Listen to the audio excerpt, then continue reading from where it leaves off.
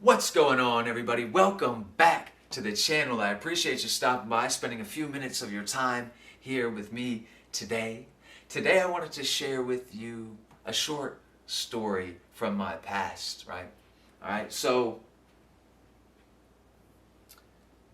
I moved to South Carolina with my mother in the beginning of my 4th grade year from the state of Michigan.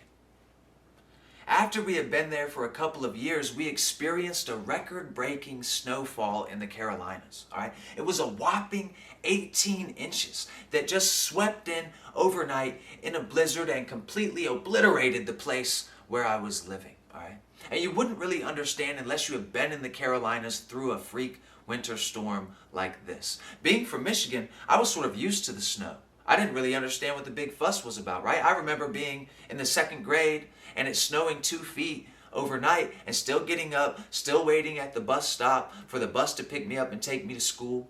But it's not quite like that in the Carolinas, all right? As soon as the weatherman says the word snow, they shut down the banks. They shut down the schools. There's no buses running. People just start crashing their cars on the road for no reason. Like, bro, it hasn't even snowed yet. There's already a 15-car pileup on 77. Like, what's going on? It's a real shit show when it snows in a place like South Carolina, all right?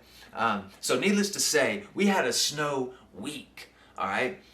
Naturally, the first things that my friends and I did would meet up at the local park with our sleds, and we sled. We had snowball fights. We made snow people, snow angels. We ran around and caught snowflakes on the tips of our tongues. We just had an amazing time. Like, what a blessed day that was in the innocence of childhood or whatever, right?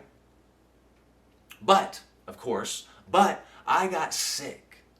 And I didn't get extremely sick, but I got sick enough to take me out of action for a couple of days, right?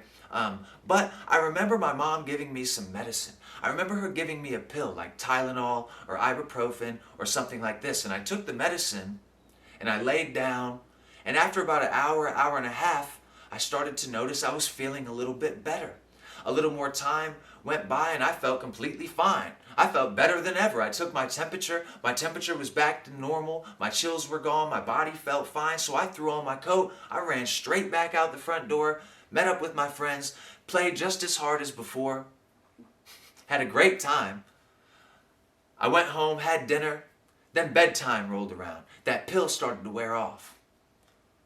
Man, I felt so bad. I felt sicker than ever. I was sick as a dog, you know? And I had this moment of clarity. I had this epiphany when that happened to me as a young person, right? And for some reason, this memory has resurfaced for me recently over and over and over again. And so I've taken some time and I've sat down and I've contemplated my life and this experience and what it could possibly be trying to tell me. And it woke me up to something, a whole new reality, right?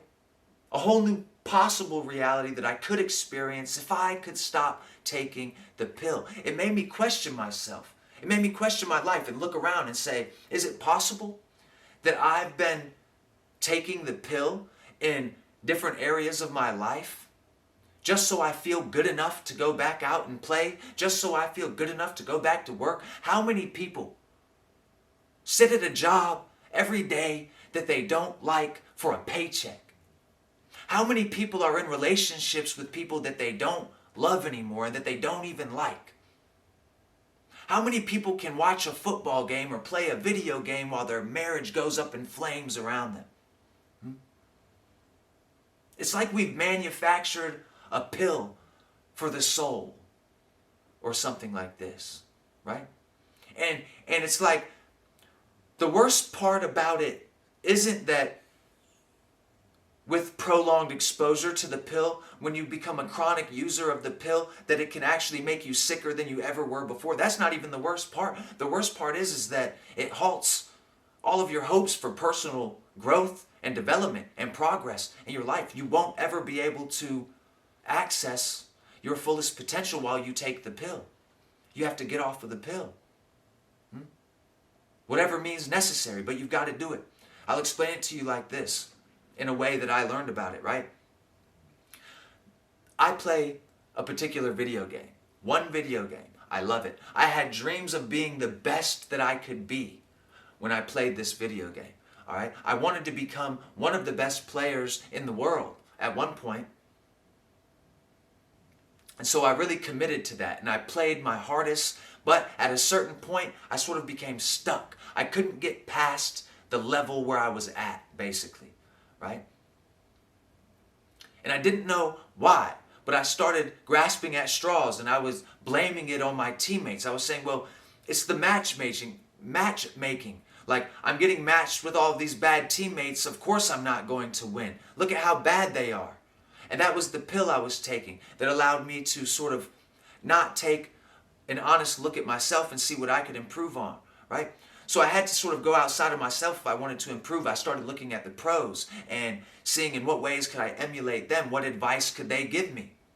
And one of the very first things that they said is, stop blaming bad teammates. Don't blame your bad teammates for all of your losses. Instead, take a look at yourself and see what you could improve. Maybe your positioning wasn't as good as it could be. Maybe you didn't warm up like you should. Maybe you should have ran 2 more aim drills before you hopped into a game, right?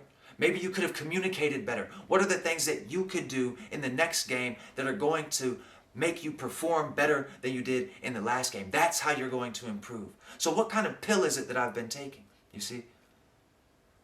Just that. Anyway, man, until next time, I hope you continue to free your mind.